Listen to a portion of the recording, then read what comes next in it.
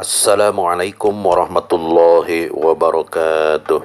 Alhamdulillah wa syukurillah wa la hawla wa la quwata illa billah.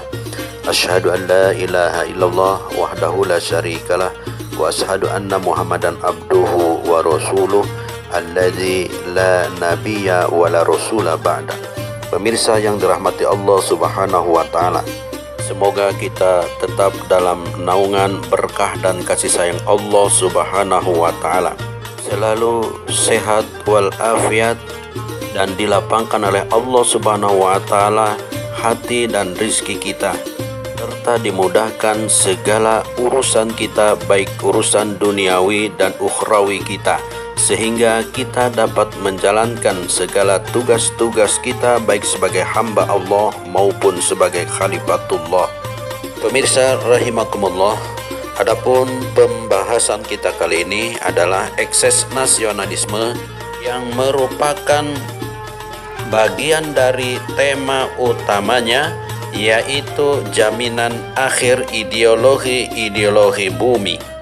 Sebagaimana biasanya, sebelum memasuki pembahasan, terlebih dahulu kami memohon subscribe-nya bagi yang belum, dan terima kasih kepada yang sudah subscribe.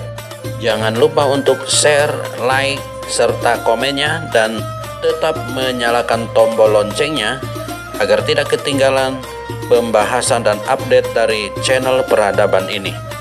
Pemirsa yang dirahmati Allah Subhanahu wa taala, nasionalisme yang mendoktrinkan pengabdian tertinggi adalah kepada bangsa dan tanah air.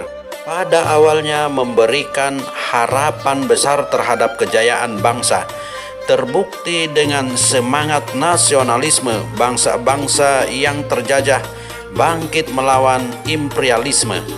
Namun, di balik itu ideologi ini ternyata menyimpan bahaya, karena fanatisme kebangsaan ini justru bisa mengundang konflik dengan bangsa lain. Sekat-sekat kebangsaan bukan lagi sekadar identitas, tapi mengarah pada saling membanggakan dan menyombongkan antar bangsa. Irak yang Islam berperang dengan Iran yang juga Islam karena lebih mementingkan kebangsaannya daripada Islamnya. Dahulu Indonesia pernah tegang dengan Malaysia, padahal ras dan agamanya sama, karena selalu saling membanggakan bangsanya. Padahal batas-batas negara itu hanyalah salah satu buatan kolonialisme. Mengapa hal itu menjadikan permusuhan sesama saudara seiman? Ini tidak lain disebabkan kaum muslimin telah terjebak pada nasionalisme. Masing-masing bangsa lebih mementingkan dan membanggakan kepentingan nasionalnya sendiri-sendiri.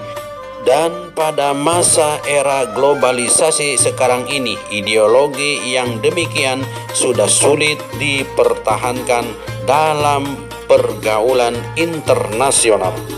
Dalam wujud yang lebih sempit, paham nasionalisme muncul dalam wujud kebanggaan pada suku dan keturunan. Islam memang mengakui realitas kehidupan manusia yang berbangsa-bangsa dan bersuku-suku, tetapi hal itu bukan untuk saling membanggakan, namun untuk saling mengenal. Islam telah menempatkan hal ini secara proporsional dan adil.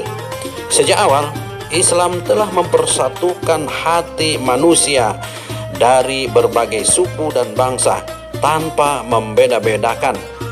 Ada Bilal yang berkulit hitam dari Ethiopia, ada Salman Al-Farisi dari Persia, ada Suhaib dari Romawi, dan tentu saja ada Abu Bakar dari Arab. Mereka semua sama dalam persaudaraan Islam. Di Amerika saja yang paling vokal meneriakkan HAM atau hak asasi manusia diskriminasi kulit hitam masih terjadi. Padahal Rasulullah Shallallahu Alaihi Wasallam bersabda, an Jubair ibni Mut'im anna Rasulullah Shallallahu Alaihi Wasallam qala laisa minna man da'a ila asabiyyah wa laisa minna man qatala ala asabiyyah wa laisa minna man mata ala asabiyyah. Bukan termasuk umatku yang mengajak kepada jiwa asabiyah atau fanatisme golongan. Bukan termasuk umatku yang berperang karena asabiyah, dan bukan termasuk umatku yang mati dalam keadaan asabiyah. Mereka yang berjuang semata-mata karena nasionalisme akan kecewa dan tertipu. Pada saat jajak pendapat rakyat Timur Timur memilih merdeka dan melepas diri dari Indonesia, maka yang paling menyesal adalah para pejuang veteran perangnya. Mereka telah berjuang dengan pengorbanan yang sangat besar demi merebut Timur Timur. Di antara mereka banyak yang meninggal dan banyak pula yang masih hidup dengan cacat seumur hidup. Tadinya mereka cukup terhibur dengan masuknya Timur Timur menjadi provinsi ke-27 dari Negara Kesatuan Republik Indonesia. Apalagi pemerintah juga memberikan penghargaan bintang jasa. Tetapi apa arti seluruh pengorbanan itu setelah Timur Timur lepas? Kebanggaan yang dulu pernah mereka rasakan berubah menjadi kekecewaan. Bahkan status sebagai pejuang kemerdekaan berubah menjadi tuduhan sebagai penjajah dan pelanggar hak asasi manusia. Hal ini tentu lain bila niatnya tidak semata-mata nasionalisme, tetapi dakwah untuk mencari ridha Allah. Rasa kecewa mungkin saja tetap ada dan itu manusiawi, tetapi yang lebih penting pengorbanan yang dilakukan karena Allah Subhanahu wa Ta'ala tidak akan sia-sia. Pemirsa yang dirahmati Allah Subhanahu wa Ta'ala, jaminan akhir ideologi bumi yang selanjutnya adalah ketimpangan ideologi bumi. Nilai materialisme telah mengabaikan aspek spiritual. Manusia modern yang telah berhasil menegakkan peradaban materi ternyata tidak menemukan kebahagiaan yang hakiki. Malah kegersangan jiwa dan keterasingan diri yang dirasakan dalam kehidupannya. Sosialisme mengabaikan nilai-nilai individualisme sehingga mengakibatkan manusia kehilangan jati dirinya di tengah-tengah komunalnya. Hidup bebas tanpa batas membuat virus AIDS merajalela. Anak-anak bayi ataupun orang-orang yang tidak ikut-ikut ketakutan tertular karena penyebarannya bisa lewat jarum suntik atau pisau cukur. Alam raya yang telah diciptakan oleh Allah Subhanahu wa Ta'ala dalam keseimbangan itu pada akhirnya rusak oleh tangan-tangan manusia. Nilai prima selain tauhid yang dijadikan sentral sebuah ideologi manusia mengakibatkan manusia terjebak pada satu nilai dan mengabaikan nilai yang lain.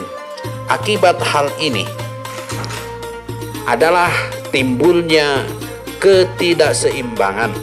Semua ketimpangan-ketimpangan ini sesungguhnya peringatan dari Allah Subhanahu wa Ta'ala agar manusia menyadari keterbatasannya dan segera kembali ke jalan yang benar.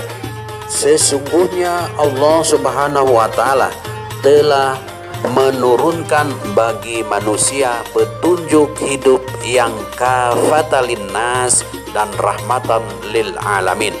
Allah Subhanahu wa taala telah menurunkan rahmat dan petunjuknya kepada semua makhluknya, tetapi manusia justru menghijabi atau menghalangi hati dan pikirannya dengan kesombongan dan hawa nafsu.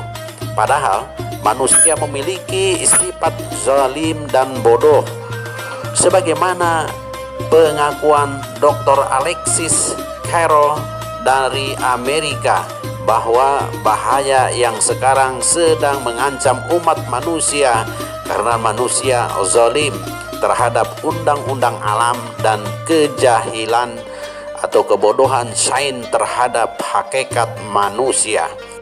Allah Subhanahu wa taala berfirman dalam surat An-Najm ayat 23. A'udzu billahi minasyaitonir rajim.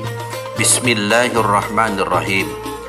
Iyattabi'una illa zanna wa ma tahwal anfus wa laqad ja'ahum min rabbihimul huda. Mereka tidak lain hanyalah mengikuti sangkaan-sangkaan dan apa yang diingini hawa nafsu mereka, dan sesungguhnya telah datang petunjuk kepada mereka dari Rabb Tuhan mereka. Wallahu a'lamu bis-shawab. Assalamualaikum warahmatullahi wabarakatuh.